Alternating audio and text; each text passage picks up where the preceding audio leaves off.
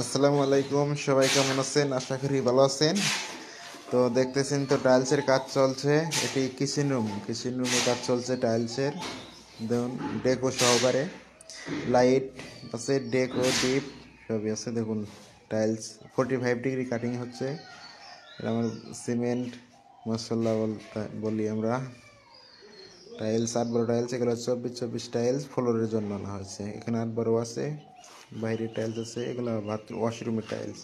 এখানে আমরা টাইলস ভিজাই ওই ড্রামে, ঠিক আছে। পাশে সিঁড়ি, পাশে আর একটি অ্যাটাচড বাথরুম।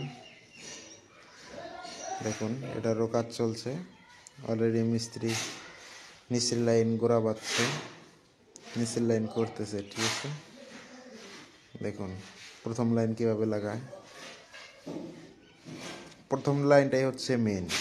প্রথম লাইন যত সূক্ষ্ম হবে, এরপরে যত উপরে যাবে তত কাজও সুন্দর হবে। প্রথম লাইন যত নিখুঁত হবে, উপরে তো এমনি অটোমেটিকলি ভালো হবে কাজ। আর প্রথম লাইনেই যদি আপনার 17 14 হয়, তাহলে উপরে তো 17 18 হয়ে যাবো, ঠিক আছে। দেখুন কীভাবে লাগাচ্ছে। ভিতরে গ্যাপ রাখা যাবে না, ফাঁকা রাখা যাবে না।